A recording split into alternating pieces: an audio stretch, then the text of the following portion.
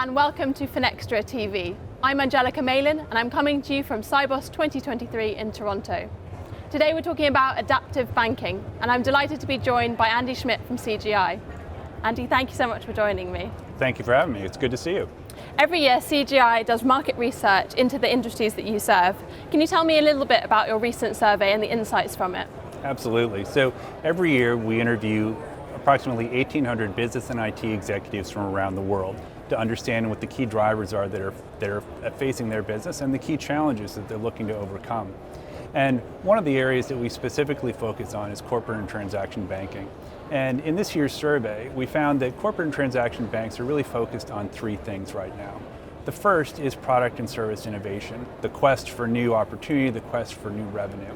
The other is legacy modernization. Now, some 43% of the banks that we talked to said that legacy infrastructure, the infrastructure that they've had from the beginning, is one of the key impediments to achieving their digital strategy.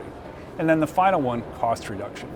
We're in a high interest rate environment. We're in an environment where the regulators are going to be asking for greater capital reserves, and so that puts pressure on the bank to not only raise revenue, drive income in terms of the new innovation, but at the same time reduce costs and conserve cash to prepare for reserves. So with that in mind, how is CGI helping your clients keep pace? Sure. So one of the things that we're focusing on is really where's the market headed. And so that's where we've come up with our approach, which we call adaptive banking.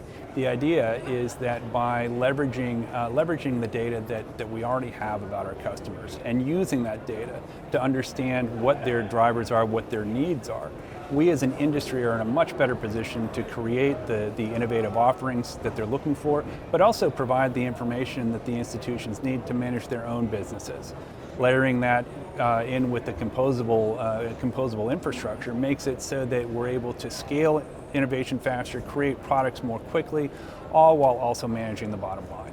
What are the key benefits of adaptive banking? Sure. The key benefits really start off with personalization. So whether you're a corporate treasurer or a retail customer, having products, interfaces, access points be tailored to your needs are really of paramount importance. Of course, with that becomes the ability to deliver real-time insights. We've got a tremendous amount of data about customer activity, customer history, and even what your transactions are looking like. And having that available at your fingertips gives you much more control over your business. Being able to have more agile product development also becomes important because that composable approach to infrastructure and that insight into the customer allows you to build products out of pieces and parts, APIs, modules, and so on, as opposed to having to start from scratch. And then along with that becomes more agile and efficient operations. Because you have more efficient code, because you're delivering better insights, your operational costs will decrease as well.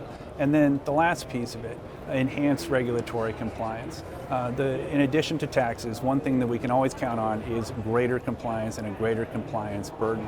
And so being able to take an adaptive approach to your infrastructure, to your information, to your client service makes it far easier to collect and leverage the information you need to have a proper regulatory footprint.